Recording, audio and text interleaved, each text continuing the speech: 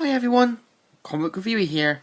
This time reviewing on what if Professor X of the X-Men had become the Juggernaut.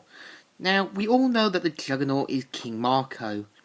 Flint Marco, who is Xavier's stepbrother and one of the X-Men villains. Now, this is kind of like a what if story about what if Xavier had became Juggernaut and what if it had happened. So let's go on the story.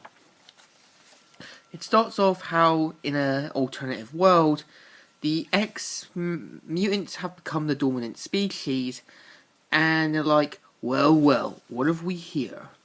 Graffiti artists, spreading satiric thoughts. Bag it, the beauty police. Geez, they're everywhere. Like they know what you're gonna do before you do it. So Cyclops tries to talk mutants down about not doing anything rash, and Thunderbird shows up to cause trouble, but mainly Cyclops tries to calm him down and they hear a voice which is Professor X, but except it's him as the Juggernaut. Now, in this reality, Xavier is meant to be Juggernaut and meant to be alternative version.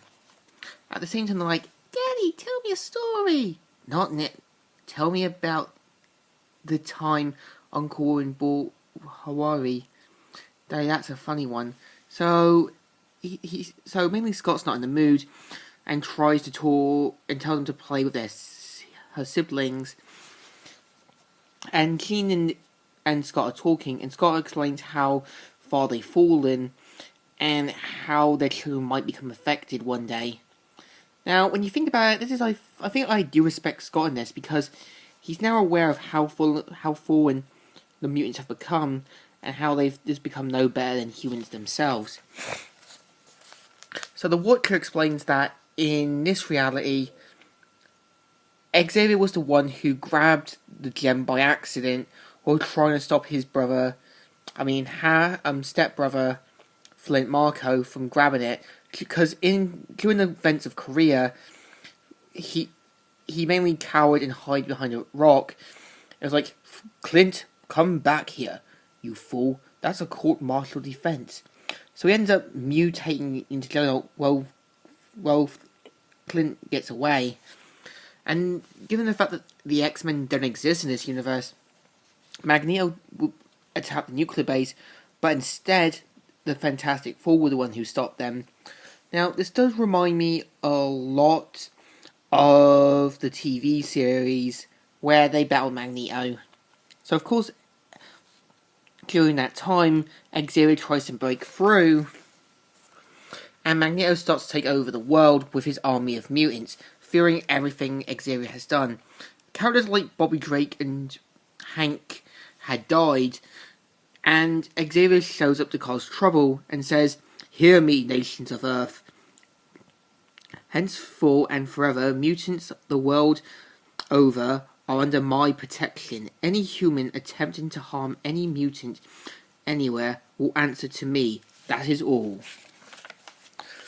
And so Magneto tries to stop Xavier, but except crushes his helmet and even goes against the Sentinels, which actually shows that he can actually kick some ass even as Juggernaut. So of course the Fantastic Four try to stop them, but Xavier makes some concoction that removes their powers, and he says, "That's correct, and the power loss is permanent. Now leave and do not bother us again." So of course, over time, he has the power people like Daredevil, Hulk, threatened Spider-Man, and got rid of every hero and villain known to man. And during Russia in World War III, they ended up causing World War III, and mutants controlled what was left of the species. And even the remaining humans were left to go into markets to get what food they could, until mutants showed up to cause trouble for them. So mainly people like Quicksilver, Angel, and that are shown to stop them. And Scott realizes how far they've fallen, so he organizes an event to try and gather what they can to try and stop Xavier. but Toad's like, no, no, no, no, traitor, you're a traitor. The master, stop you. He'll never allow you to betray him this way. And so the others leave because they're all afraid of what Xavier will do to them. And so he hears a voice saying, stop. There will be no violence here. I will not permit it. That's right, Master. Punish them. They must be destroyed for their disobedience. And so Xavier tells Todd off, and the X-Men decide to go for a plan. They see someone who is Clint Marco.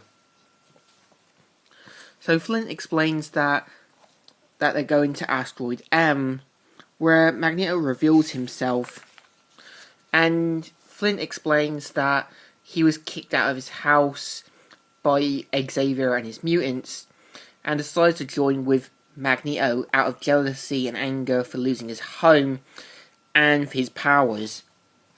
So they decided to take on Juggernaut, and in the process show up to take them down and go against the mutant population forces.